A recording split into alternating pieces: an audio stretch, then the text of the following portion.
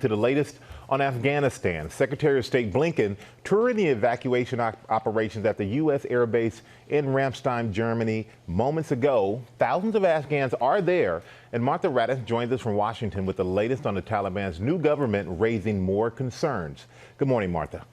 Good morning, Michael. The Taliban had promised an inclusive government, but there are no women. All are members of the Taliban, and many with a very worrisome past.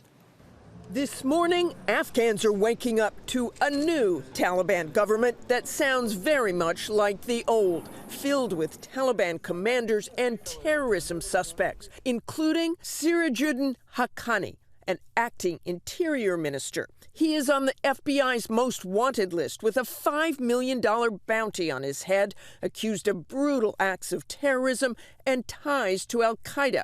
And his uncle Khalil, named Minister of Refugees, designated a global terrorist, and like his nephew, a $5 million reward on his head. And the new intelligence chief, Mullah Abdul, a former Gitmo detainee. In their first official statement, the newly appointed leaders say they will take steps to protect human rights, but they have already disbanded the Ministry of Women's Affairs, the lead agency for promoting women's rights. This as thousands desperately fled the country during that chaotic and dangerous evacuation, many families separated in the process. Aid groups now identifying 300 unaccompanied Afghan children who evacuated, still not reunited with their parents. But for thousands more who have escaped, a glimmer of hope.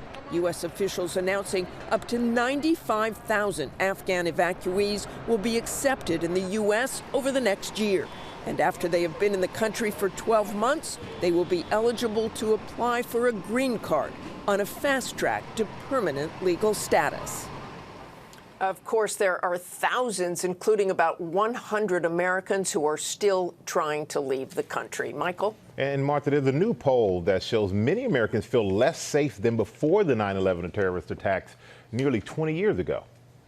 Exactly, Michael. The new ABC Washington Post poll shows less than half of the country, 49%, sees the U.S. as safer from terrorism than it was before 9/11. That's down from 64% a decade ago, and among the weakest ratings of U.S. anti-terrorism efforts in any ABC News Washington Post polls, all likely reflecting the partisan divide in the country and the tumultuous withdrawal of American forces from Afghanistan. Michael? Absolutely. Martha Raddatz, thank you, as always. Hi, everyone. George Stephanopoulos here. Thanks for checking out the ABC News YouTube channel. If you'd like to get more videos, show highlights, and watch live event coverage, click on the right over here to subscribe to our channel. And don't forget to download the ABC News app for breaking news alerts. Thanks for watching.